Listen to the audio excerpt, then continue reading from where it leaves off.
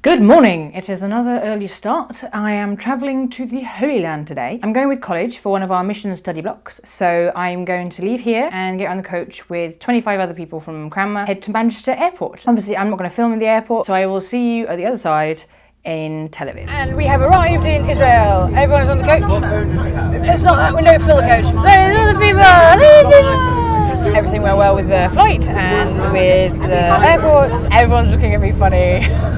Good morning. I didn't catch anything when I got in yesterday because I was just so tired I didn't even think of it. We are in Israel and we have arrived in Tiberias. This is our room and it is lovely and I will take you out onto the balcony. Look at this view.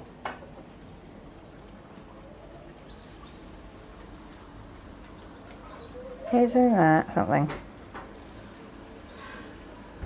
Same thing every morning. Morning prayer at 7, breakfast after that, and then on the coach at 8 o'clock. So we're in Zippori, which is a Roman town that Joseph and Jesus would have worked on when it was being built, because that's Nazareth over there behind me. This is one of the first sites we're going to, and then we're going to Nazareth itself.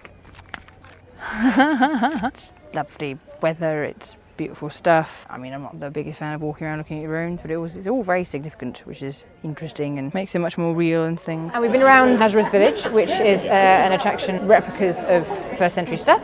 It's been very good. And now we're going to have food. We've got a cook fire. It's all been cooked on the fire.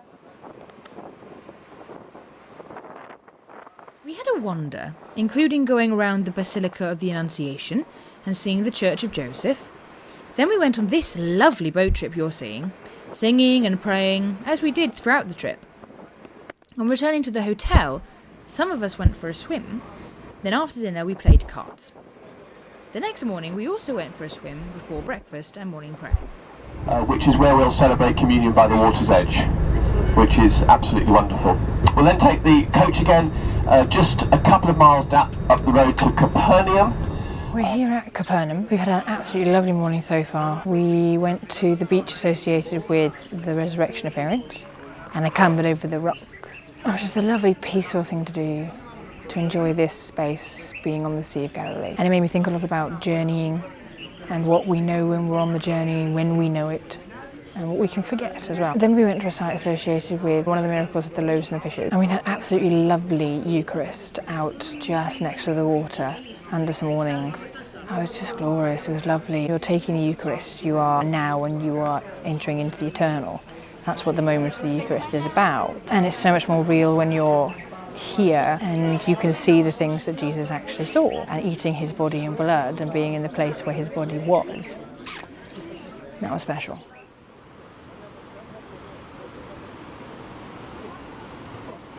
We had a packed lunch on the bus to Caesarea Philippi, where we saw the remains of shrines to the Roman god Pan. Then we had a walk through some woods, including reaffirming our baptismal vows by splashing around in a stream of the Jordan, before arriving at that waterfall further down river. So we're on top of Mount Bental with Herman behind us, the Herman Range. And we've heard the reading of the Transfiguration. Syria's over there, Lebanon's over there, which is really weird, the idea that you can see two countries at the same time, to somebody from an island, the idea that the Transfiguration might have happened back there. I can't blame that. The next morning, I got up to see the sunrise with a few others, which I've never done before, and I was surprised to find it pretty damn spectacular. The sky slowly brightening, then the first spearing spark of the sun itself appearing. It was quite magical. We went swimming again, and Philip, Kat and I swam out to a buoy, which was just lovely. I do really enjoy freshwater swimming, and spending a few days on and around the Sea of Galilee, and obviously having heard about it and imagined it from the Bible, it was quite cool to be actually in the sea.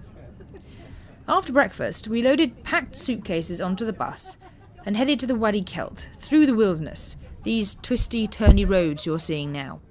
That is a monastery on top of a well, and this is the path from Jericho to Jerusalem. And this is one of the few places that we can definitely say that Jesus went. So we just read and sang Psalm 23 with that line about the valley, the darkest valley, or the valley of the shadow of death. Just thinking about how we're doing this journey that Jesus did down from Galilee down to Jerusalem, going down into the dark valley, which is what he was doing on his way to Jerusalem, knowing what was going to happen. And he chose to keep walking. Every step he took along here was a choice he made towards that. Very powerful stuff to be here. As the week is going on, things are hitting harder, I think. This place is gorgeous. It's also an experience of what it's like to walk through the wilderness. It is hot. And it is rocky and dusty. And then Esther was like, you know me, right? I'm not getting on a donkey on this hill. I was like... We went to Jericho for lunch and then visited Qumran, where they found the Dead Sea Scrolls, which I didn't know a lot about, actually. We then drove to Jerusalem, where we unpacked and relaxed on the roof terrace of our new hotel, and went down to the Western Wall after dinner. So we're in Bethlehem, and this morning we were up at Herodian, outside Bethlehem, and then we've been inside Bethlehem. We went to visit the hospital where Philip did a sabbatical. I mean, today's a bit weird, the fact that Bethlehem is obviously the start of the journey, and technically we were trying to do it narratively, starting in Galilee, coming to Jerusalem, and this is sort of like a side day of sort of going, and then before that Galilee stuff was some Bethlehem stuff. And then we went to a cave in the place where the shepherds are, by tradition, supposed to have heard the angels. And we sang Christmas carols, which was amazing. And then in the church of the shepherds, a group of the others did more singing in beautiful harmony.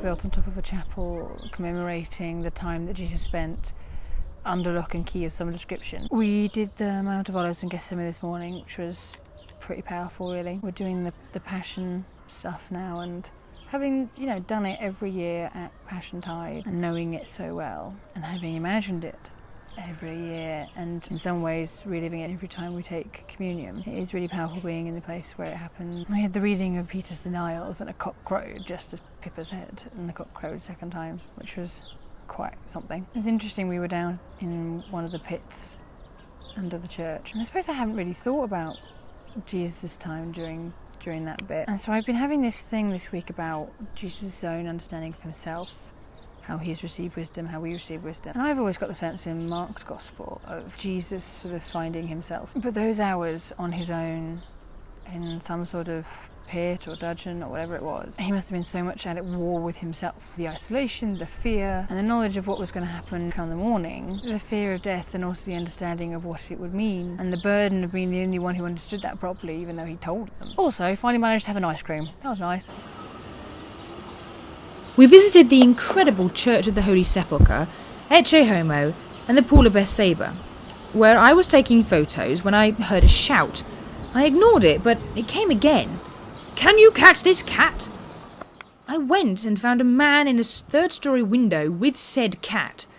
I asked him why he wanted to drop it, and he said its mother was in the garden, so I put down my bag, put out my hands, and the cat dropped towards me, legs spread out wide, and I caught it. We all survived, but it was a surreal episode.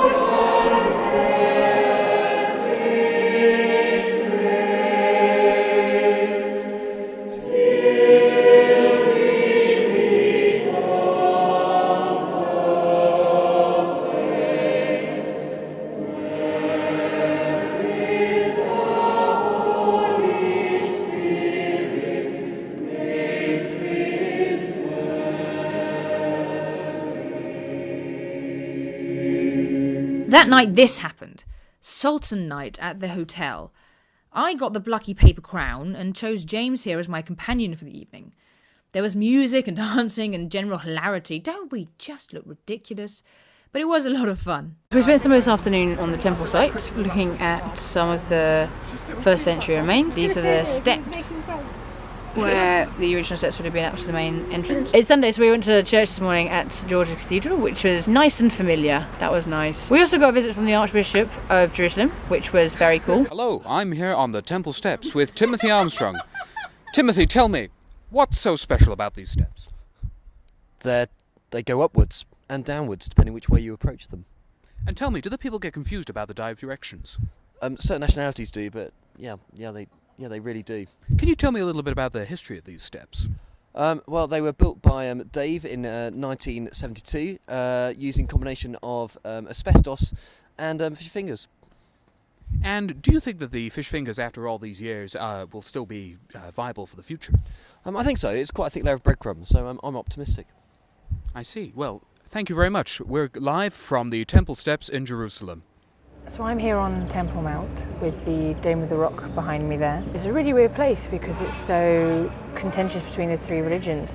And you can really feel that as you come in with the Israelis, and then there's Muslims up here, and the Christian thing of Christ being here and knowing some of these stones. How do I even begin to sum up this trip? It was an adventure, packed with experiences and sights, joys and sorrows.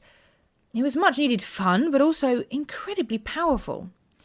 Before, I thought, why would going to this land make Jesus any more alive than Scripture and the Spirit can do for me? And I think this thought came from a kind of hubris. We are in many ways simple creatures, and a visceral, tactile experience shared with others will almost always have a greater impact than cerebral power alone. At the start, I was resigned to looking at old rocks while sweating in the heat. And by the end, I was really moved by the whole experience.